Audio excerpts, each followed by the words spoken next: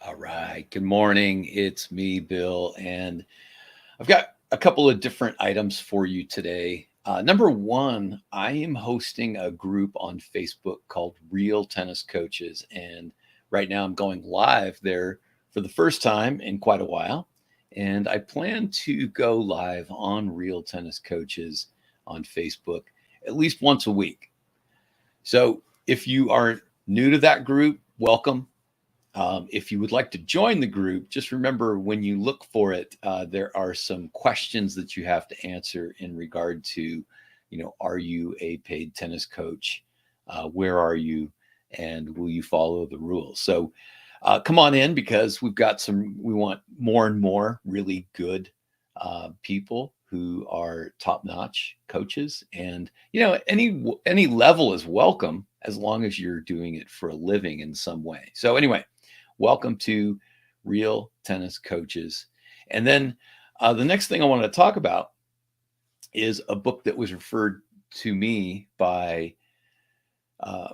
by Dave Fish, retired coach of Harvard men's tennis, also a Hall of Famer. And that book is called How We Learn to Move. And it's really amazing because it runs counter to some of the um, conventional wisdoms of how to train people and muscle memory and some of these other things that have been put forward. So, for quite some time, I have been disputing the book by Daniel Coyle. And this book, How We Learn to Move, also does that there's actually variability in what we do is very desirable.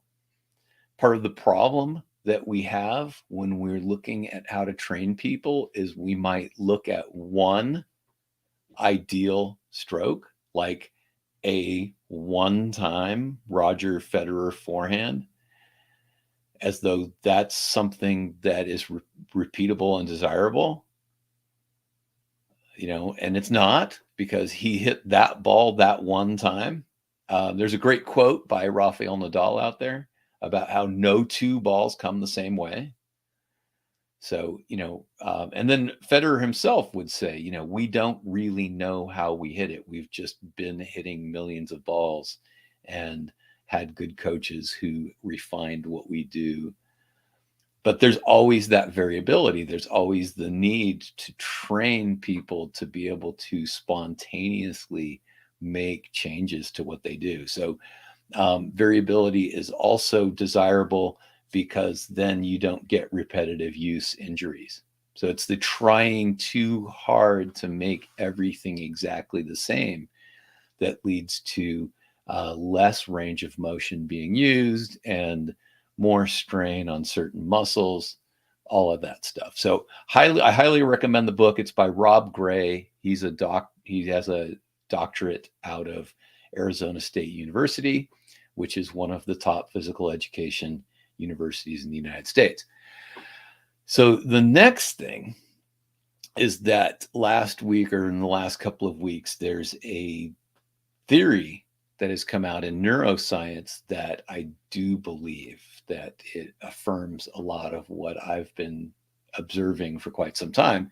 And it's that all decision making is unconscious. All decision making is unconscious. And then you become conscious of your decision making a half a second later. So you've made a decision and then you're kind of like, okay, oh, I'm doing this, right? But it was all inside you first.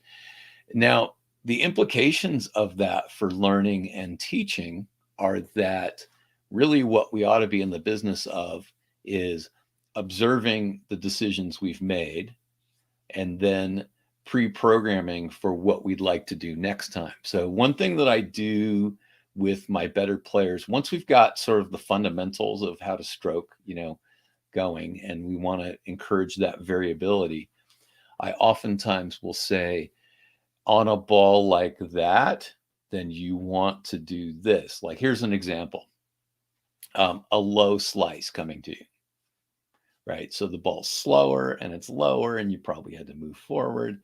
So, this is where I'll say, okay, on a ball like that, you've got to move forward and you've got to take the ball as close to the top of the bounce as you can. And you may also have to really lift that ball up, because there's a really good chance that you're going to hit that one in the net or hit it short to the other side, and then you're in big trouble. So that's just one example of, a ball like that, right? I'll give you one more example. You have to recognize that you're getting a really high, deep shot, and you've got to move back, right? This is the bane of the newish player, is that they don't read and react to that really high ball coming off the opponent's racket, and then the ball bounces over their head. So I trained my 2.5s and my 3.0s to really react to that ball and lower, really react to that ball coming off the racket and move way back so that they can come and move underneath it. So that's really what tennis is. It's about being able to solve every problem that comes our way, and it reminds me again of Kenda Hart's great quote that every ball is a question. And so the big thing is, do you have the answer? Do you have the answer to that question? And now I'm going to start wrapping things up. But, this morning I was supposed to be on a call with Styrling Strother, but something came up. So we're going to do it tomorrow. And Styrling are going to talk about ADHD, but we're also going to talk about mindset and negative self-beliefs and other things like that. I'm reading a book right now called Limitless by Jim Quick, who grew up as feeling as though he was the boy with the broken brain. This is something that adults told him, that he had a broken brain. And now he is one of the top experts in the world, consulting with people on how to get the most out of their brain. So how's that for irony? And then, part of the story behind why we're going to talk about ADHD is because I myself was diagnosed as having so-called hyperactivity disorder, but that was before ADHD, was an acronym. I predated that and was on heavy doses of Ritalin as a child, but you might not assume that I was hyperactive. I don't know. So, there's some interesting controversies, and we're going to talk about it in depth, and hopefully you'll tune in for that and ask questions. So, hey, wherever you are watching right now, tell me where you're from. Just put your name and what city and state you're in, and what kind of things are you looking for here? What is it that you want on the channel?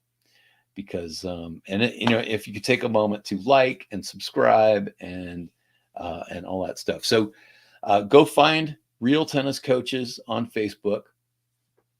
Check out the book, How We Learn to Move. Consider that your decision making is largely unconscious, if not 100% unconscious. And then how are you going to pre-program going forward?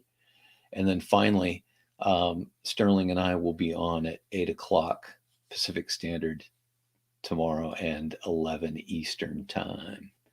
All right. That's it for right now. And it's time for me to go to Sacramento and go see Dave Ramsey.